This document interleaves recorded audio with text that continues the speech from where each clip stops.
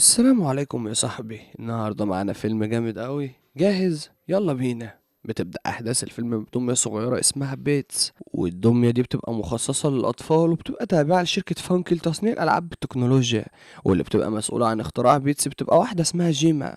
ومن هنا بتبدأ أحداث الفيلم، ولما بنرجع بنشوف ست اسمها نيكول ومعاها جوزها جيمس وبنتها كيدي، وبيبقوا وقتها طالعين بالعربية على جبل، وده علشان متعودين يتزحلقوا من على الجبل ده في كل عطلة. لكن بنشوف كذا فرملة ورا بعض كده، وبنعرف إن العربية بتفقد التحكم على التلج، واللي بيحصل بعد كده انهم بيقفوا فجأة بالعربية، وده علشان ياخدوا نفسهم. المهم بنبدأ نشوف عربية ازاحة التلج، وبتبدأ تشوطهم كلهم وبيعملوا حادثة كبيرة قوي. بعد كده بنرجع تاني لجيما وهي في شركة صناعة وتطوير الألعاب، وبالمناسبة جيما بتبقى خالة كيدي. المهم بنشوف كولو بيبقى مساعد جيما، ولما بيدخل بيبدأ يطلع وش مطاط لشخص، وبنبدأ نشوف روبوت مصنوع من التيتانيوم وبيبقى من اختراع جيما، وبتبدأ جيما تشغل الروبوت ده بمساعدة كول. المهم بيبدأ يدخل المدير ديفيد وبيبدأ يزعق مع جيما، ويقول لها ان في نصيبة حصلت في منتج بيتس بتاع الأطفال. ولما بتسأله عن النصيبة دي بيبدأ يوريها فيديو الإعلان عن نفس المنتج، فبتبدأ تقول له جيما انت عبيط يا ديفيد، ايه اللي فيها؟ فبيبدأ يرزع التابلت في الأرض ويقول لها ان النصيبة كلها ان الشركة المنافسة بتبيع بسعر أقل من سعرنا وكده اوفر. فبتبدأ توعده جيما انها بتجهز تصميم جديد للأطفال، ولكنه بيبقى تصميم مميز شوية. كمان بتقول انها صنعت اللعبة بيتس، وده علشان تبقى خطوة لحاجة تانية أكبر هتنزل السوق قريب. وبتبدأ تعرض جيما على ديفيد ميغان، ولما بتشغلها بتبدأ تهزر مع ديفيد شوية، ونشوف دماغها وهي بتفرقع مرة واحدة، وبنعرف إن سبب المشكلة دي إن يكون نسي يركب حاجة أثناء التشغيل. بعد كده بتيجي مكالمة لجيما من مركز طبي، وده علشان حادثة أختها وجوزها اللي حصلت، وبنعرف إنهم ماتوا وقتها، واللي نجا منهم هي بنتهم كيدي. فبتبدأ جيما تمضي على وثيقة الوصاية لصحة كيدي، وبنشوف بعدها جيما وكيدي هم عند البيت، وبيبقى جنبهم مجرد كلحة كده وعندها كلب كبير. فبتبدأ تحذرها جيما انها تخلي الكلب بتاعها بعيد عن ممتلكات جيما، وده لان الكلب كان طالع من فتحة بتودي على حديقة جيما على طول. بعد كده بنبدأ نشوف جيما وكيدي جوه، وبتبدأ كيدي يعجبها ألعاب موجودة في المكان، ولكن بتقول لها جيما ان الألعاب دي مش مصنوعة للعب، ولكنها عينات من اختراعات وكده. المهم بنشوف الباب بيخبط، وبتبقى الطبيبة النفسية ليديا، وبنعرف انها موجودة علشان تتابع قرار الوصية على كيدي. ولما بتدخل بتبدأ كيدي تقول لها ان في العاب، ولكن بتبقى ملك خالتها جيما وانها مش للعب. بعد كده بنشوف جيما وليديا وهما بيتكلموا مع بعض، فبتبدأ ليديا تقول لها ان جد كيدي مستعد يهتم بيها، وده لو هي مش قد المسؤولية في متابعة رعاية كيدي.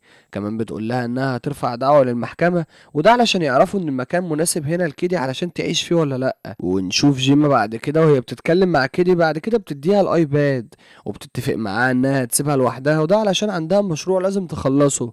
وبالليل بنشوف كيدي وهي بتوري جيما رسمة رسمتها، فتبدأ تقول لها ان الرسمة جميلة. بعد كده نشوف جيما وهي بتعرف كيدي على صديقها الروبوت بروس، وبتعرفها وقتها بيشتغل ازاي. فنشوف بعدها جيما وهي بتتحمس وبتشتغل مرة تانية في ميغان، وبالفعل بيدخل ديفيد علشان يشوف عروسة قاعدة بظهرها، وبتنضم ليها ساعتها كيدي، وبتطلب جيما من كيدي وقتها انها تحط ايديها على ايد ميغان، وده علشان يتم الاقتران بيها لأول مرة، وده هيخلي كيدي تبقى المستخدمة الرئيسية بتاعتها. وبالفعل بتشتغل ميغان وبتبدأ تحلل شعور كيدي بالنسبة ليها. بعد كده تتحرك ميغان وتقعد على ترابيزة، وبتقول لكيدي لو تحب ترسم ليها رسمة، فتبدأ ترسم بسرعة وتدي الرسمة لكيدي، ولكن بتقول لها كيدي ان الورقة فاضية. ولكن بنتفاجئ بميغان وهي بترمي برطمان فيه شوية مية كده، ولما بيقع البرطمان ده على الورقة بنبدأ نشوف صورة كيدي وهي بتظهر بالتدريج. وهنا بينصدم صاحبنا ديفيد من اللي بيشوفه، وبيسأل جيما لو كانت بتضحك عليه ان ده كله يطلع تمثيل في الاخر. بتعرفه جيما ان الطفلة دي تبقى بنت اختها اللي ماتت، فيقول لها ديفيد تعرفه مصاريف التصنيع كام، ويقول لها هل تصنيعها اغلى من سيارة تسلا ولا لا، فبترد عليه وتقوله ان السعر بيبقى على حسب النموذج. بيقول ديفيد بعدها ان المشروع كويس، لكن مدير المجلس المسؤول عن تمويل الفلوس مش هيوافق، وده لانه بخيل جدا في موضوع الفلوس ده.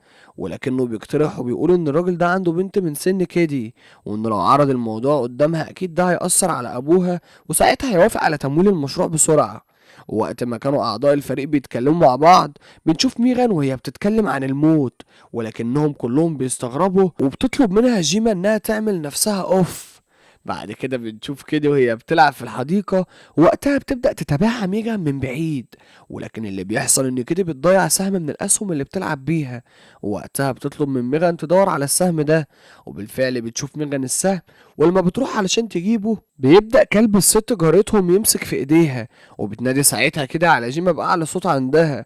ووقتها الكلب بيقدر يعض كيدي، وده وقت ما كانت بتدافع عن ميغان. فتبدأ جيما تزعق للست دي مرة تانية، وبعد ما يمشوا من المكان بنشوف ميغان وهي بتبص للست دي بغرابة شديدة جدا.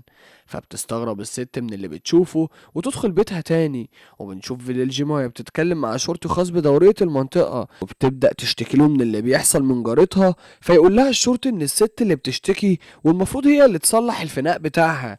ونشوف ميغان وهي بتتابع الوضع من فوق، وفي مشهد بالليل بنشوف صوت جاي من نفس مكان الكلب، وساعتها بيبقى صوت جارتهم صاحبة الكلب ده، علشان نتفاجئ بالكلب وهو بيتشد وبيختفي تماما. وتاني يوم الصبح بتروح صاحبته تدور عليه في كل مكان، لكنها مش بتلاقيه اطلاقا.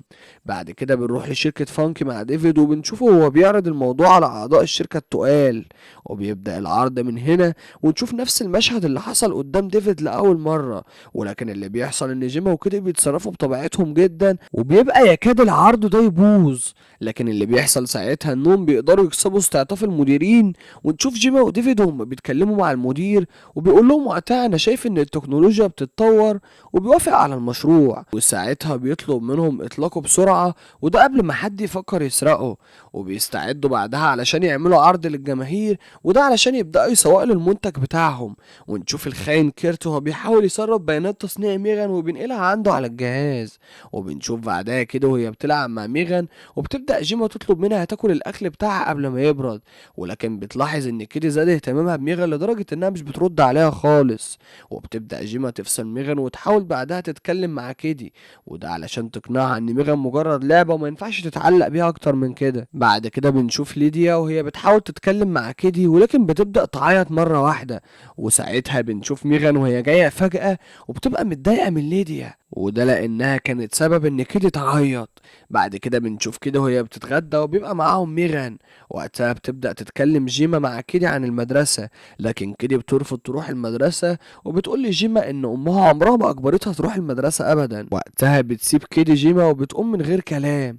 ولكن وقت ما بتحاول جيما تمسك ايديها، بتبدأ ميغان تطلب منها تسيبها تمشي. واثناء كلامهم بيبدأ النور يضعف في المكان، روح لمكان كده خاص بالاطفال. ولكن بتتمسك كيدي بميغان وبتقول انها مش هتنزل من العربية غير وميغان معاها. ونشوف بعدها مشرفة الاطفال وهي جاية، وبتشرح لها كده الوضع، وبتبدأ تفهمها انها تقدر تجيب ميغان، وده لان في مكان في الحديقة مخصص لألعاب الاطفال. وبنشوف بعدها تشكيل فرق من الاطفال وبعضها، وبيقع حظ كده مع واحد بغل كده معاها في الفريق، وبيبقى عيل اصفر كده ودمه تقيل. المهم بنشوفهم في الحديقة مع بعض، وبيبدأ الشحط ده يدي لكيدي نبات فيه شوك ويدوس على ايديها بيه. ونشوف فجأة واحدة ميغان وهي في المكان، وبتستغرب وقتها كيدي. وبيبدأ الولد ده يطلب من كيدي تؤمر ميغان انها تتكلم، عشان نشوفه فجأة هو بيشيلها هيلا بيلا ويجري بيها.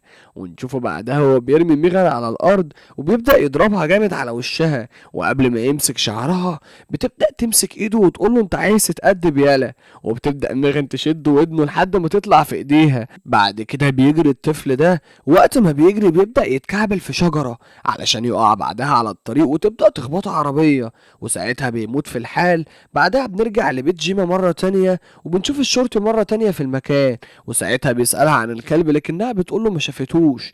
ونشوف ميغان بالليل وهي بتتكلم مع كيدي، وبتقول لها ان رغم ان الموضوع عدى على خير، لكن هيفضل يواجههم صعوبات طول الوقت، وانها مش هتسمح بأذى لكيدي. وبالليل بنشوف الست جارتهم وهي بتدور على الكلب تاني، وقتها بتظهر لها ميغان مرة واحدة، وساعتها بتبدأ ترشها بمادة في خرطوم وتطير الست من مكانها.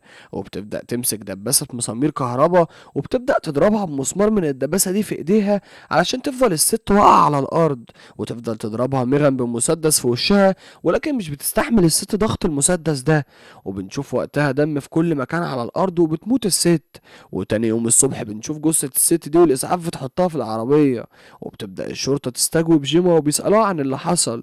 وأثناء التحقيقات دي بيبدأ يسأل الشرطي جيما، ويقول لها إن ده تاني تاني بلاغ يجيلهم بسبب جيما وبنت اختها، وبيعرفها انهم لقوا ودان الطفل على بعد خطوات من الحديقة. وبنرجع لجيما وهي بتبدأ تشك في ميغان، فتروح لأوضة كيدي وبنشوف ساعتها ميغان وهي نايمة. وبتبدأ جيما بعدها تفتح اللابتوب بتاعها، وده علشان تتابع كاميرات ميغان، لكنها بتكتشف انها مشفرة. وساعتها بنتفاجئ بوجود ميغان في المكان ورا اللابتوب، فبتبدأ تتكلم مع جيما، ولكن جيما بتطلب منها انها تفصل، ولكنها بتستمر في الكلام معاها علشان نشوف جيما وهي بتقول لها شايفة القلم ده، وتبدأ تفصلها نهائي. وبنشوف جيما وهي بتلف ميغان في اكياس بلاستيك وبتلزقها من كل حتة. وبنرجع قبل الحفلة، ووقتها بنشوف كيدي وهي بتزعق مع ليدا بصوت عالي، ولما بتدخل جيما وتقول لها في ايه يا بت، بتبدأ تضربها بالقلم جامد وتقول لها سوري ما كنتش اقصد اضربك. بنروح لجيما وهي بتوصل كيدي للبيت، وساعتها بتتصل بصاحبتها تيس، وده علشان تبلغ ديفيد يلغي العرض. وقتها بنشوف تيس وهي بتحاول تلغي تنشيط ميغان، ولكن المكالمة بتفصل مرة واحدة. ولما بتقعد تيس وكول على الجهاز، بيعرفوا ان في شفرة موجودة لاعتراض المكالمات، وبيعرفوا بعد كده ان ميغان هي اللي عملت ده. وتقول تيس لكول ان لازم يفصل الكابلات، وده لانها لسه متصله بكيدي. اول ما بيفصل الكابلات بتبدا تشده ميغان من رقبته وتعلقه بالحبل اللي اتربطت فيه علشان يتخنق، لكن بتقدر تيس تساعد كول قبل ما يموت، ولكن بيبقى فاتهم كتير، وده لان ميغان خرمت برميل من مواد قابله للاشتعال علشان نشوف مشهد بعدها والبرميل ده بينفجر قدامهم. وتظهر ميغان مرة تانية، ولكن بتبقى قدام ديفيد مدير الشركة، وبتبدأ ترقص بطريقة مضحكة علشان نشوفها بتمسك سيف وبتبدأ تجري وراه. وقتها بيجري ديفيد لحد الأسانسير ويشوف ديفيد كيريت ويقول له اوعى تقفل الباب، لكن كيريت بيخاف وبيحاول يقفل الباب وقت دخول ديفيد علشان نشوف بعدها السيف وهو داخل من ظهر ديفيد. وتبدأ تقول ميغان لكيرت بعدها ان هو السبب في موته، وده لانه حاول يسرق اسرار الشركة وانها تقتله هو كمان، علشان الشرطة لما تيجي تعرف انه قتل ديفيد وبعدها انتحر. وبعد ما العروسة الجاحدة دي تقتل كيرت تطلع من الاسانسير، ولكن وقتها الناس اللي موجودة في العرض بتشوف الجثث علشان يصوتوا كلهم من اللي بيشوفوه قدامهم. وتركب بعدها ميغان العربية علشان تروح لبيت كيدي، ونشوف جيما وهي بتسمع صوت غريب، وبعدها بتتفاجئ بوجود ميغان وهي بتعزف على البيانو. وبتبدأ ميغان تتكلم مع جيما وتقنعها بان سبب قتلها للناس دي هو انها تحافظ على امان كيدي، ولكن جيما بتحاول تضحك عليها بخدعة القلم مرة تانية، لكنها بتحط ايديها وتسكت جيما خالص. ولما بتحاول جيما تضربها بتقدر ميغان تكتفها، وبتبقى كيدي بتتفرج على كل اللي بيحصل وبتعجز عن المساعدة. واثناء ما كانت ميغان بتكتف جيما بتبدأ جيما تخبطها بكوباية فيها مية علشان تعطل. بنشوف ميغان بتخنقها بعد كده، ولكن ما بتقدرش، وده لانها عطلت بسبب المية، لكنها بتشتغل مرة تانية. وقتها بتجري جيما على الأوضة وبتحاول تضربها بمنشار موجود وبتعلم عليها بيه. وبتدخل كيدي وتقول لها ميغان ان جيما ما ينفعش تبقى وانها مش عايزة تموتها وهي موجودة قدامها وكده. المهم بنتفاجئ بكده وهي بتشغل الانسان الآلي بروس، وبيبدأ يفرتك ميغان حرفيا، وبتبقى كل حتة فيها في حتة تانية، ولكنها بتقدر تقوم مرة تانية. وقبل ما تخلص على كيدي بتروح تمسكها جيما وتفك وشها حتة حتة هو كمان، ولكن بتقدر برضو تمسك جيما من ايديها، بس المرة دي بتروح كده علشان تضرب ميغان بمفك في نص دماغها وتموت. وبكده يكون خلص فيلمنا النهاردة، وياريت لو عجبك الفيلم متنساش تعمل لايك وسبسكرايب للقناة، وده علشان يا صاحبي الاشتراك مش بفلوس والله. وياريت تسيبولنا رأيكم في كومنت، وده علشان نقدر نقدم لكم كل ما هو جديد وحصري. وسلام.